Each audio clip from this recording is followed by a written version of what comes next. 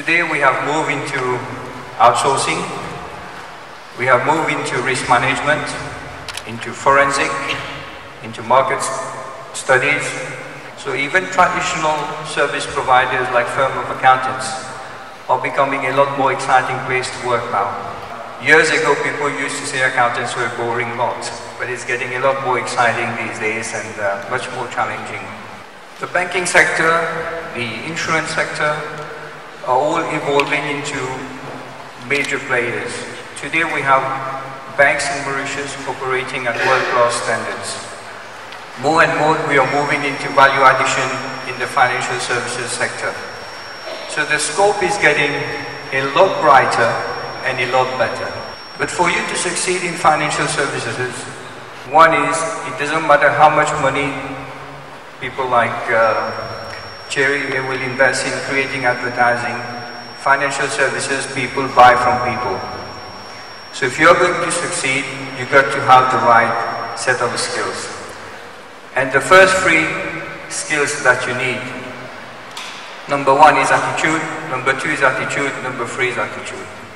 If you don't have the right attitude, you will find the going very difficult in the financial services sector.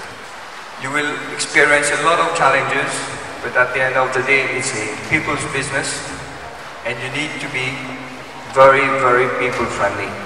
So you need to have that international outlook while focusing on the domestic market. And this needs to come across when you go to interviews, that you have that international outlook. You need to keep reading what's happening globally in the business sector. You need to, today you have information overload. Keep reading what's going on in the business sector, what's happening worldwide, what's happening next to Africa.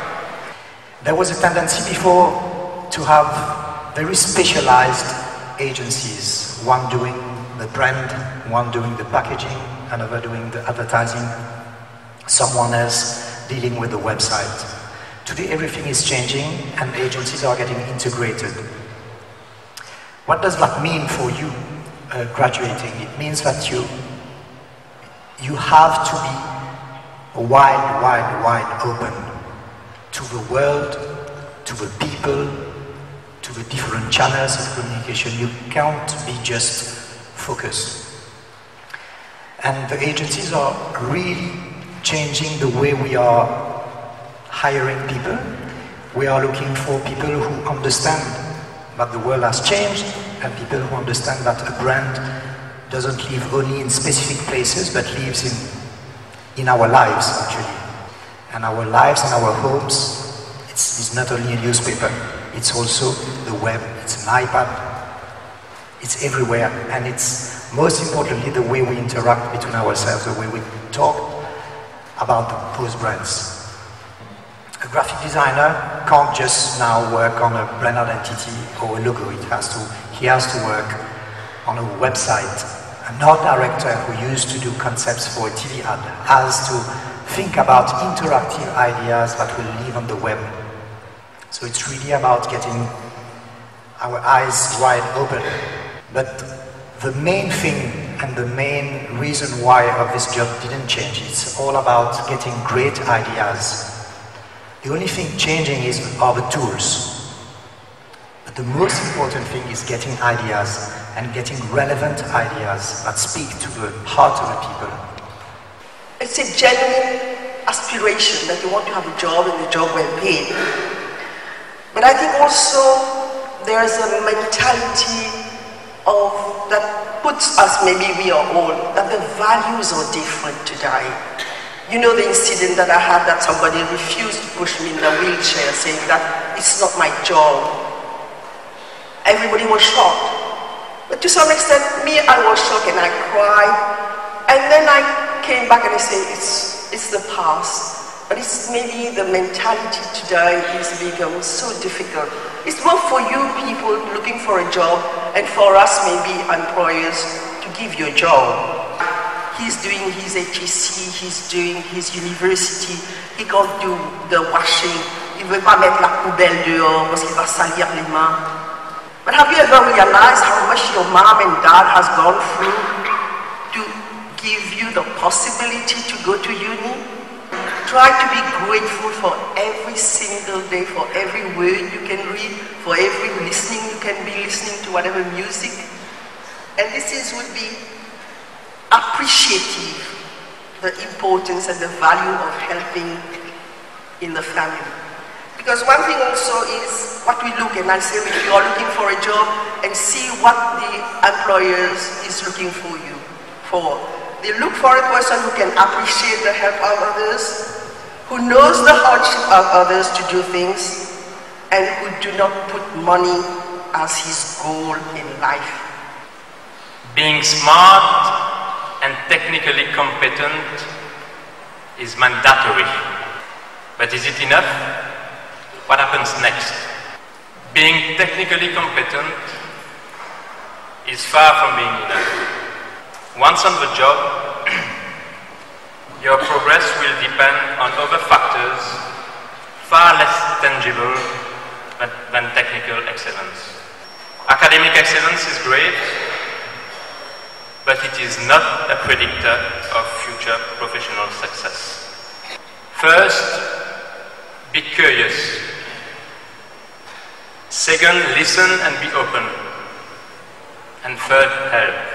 Actually, the old way of getting a job is different now, where if you have a good cover letter, if you have a CV, and if you have a degree, then that's a guaranteed job. Actually, it's a little bit different because now there is more focus on soft skills. There is more focus on turning problems into opportunities, and this is what is from our side what we focus on when we hire staff. While others are talking about unemployment and stuff, we really have war for talent. We fight for talent because we really would like to have the best out of the graduating class, out of the people who are in the job market. And Danielle mentioned that like there are important softer aspects that we look in candidates, like whether it is gratitude or attitude. Like this is very important. Then my second advice: your degree is like a boat. So you just, if you graduated or you're about to graduate, you earned a boat. That boat will not take you anywhere unless you paddle hard. So there is a lot of effort that needs to be put into place. As you start your career, and even in personal life, you will face many problems. So no doubt, don't think that you will be sheltered by your mom and dad. For some who were sheltered, or they are cleaning or washing for them because they want them to do better, as Danielle mentioned earlier. So the world is not easy, that's for sure, and you will face problems. It is only how you react to the problems. So it's only how you deal with these problems what's important. And what I call it, and I mentioned that to my team in a presentation before, it's like riding a wave. Every problem is coming at you like a wave. So you either ride it, which you get the best out of the problem, you learn the best out of it, you use it to your advantage, you create the opportunity out of it, or you let it hit you. I'm Harry from the 6 at OCC. Like we have been told that we should be accepting or applying for any job. But sometimes I may say that we are lucky or unlucky. For example, I study the science, but I may have been employed in the accounting sector due to a lack of job. But meanwhile, I do apply in the medical field or any other field. However, as I am bound to a contract, I cannot shift the sector. But the best chartered accountants today are those whose first degree is science. People are studying engineering, are studying physics, and then they go into accounting profession. Whereas in Mauritius, you go to all the schools when they do career guidance, they say, oh, you have to study accounting from Form 3, or you do science, but nobody tells you that you can switch. And that switch is a very, very important one. Because today, for example, in the accounting profession, there is a lot more logical thinking that is required. So even if your contract expires in 6 or 9 months or 1 year, it shouldn't stop you from applying to other jobs if this is what you really want. So then this is where you can try to keep that for a later option rather than an immediate option. So we've been hearing about attitude, communication skills and discipline from employees. One point which seemed to be lacking was the position of the employer. If the employer doesn't have the right attitude with no discipline, how will the employee be able to cope and give his best? But those companies should be dead, or they will be dead in the next 2 years. So you can't treat people like.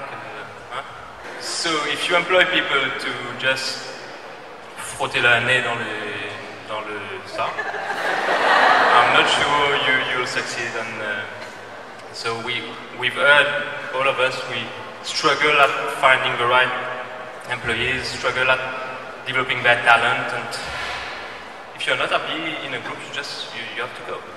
Don't forget that it's, at the end of the day, if the employer wants you, you have also a relationship to equal relationship and equal discussion to have with him. I would not advise to put yourself like under or up. Just talk on an equal basis, ask your questions, make sure that the company's culture is aligned with yours,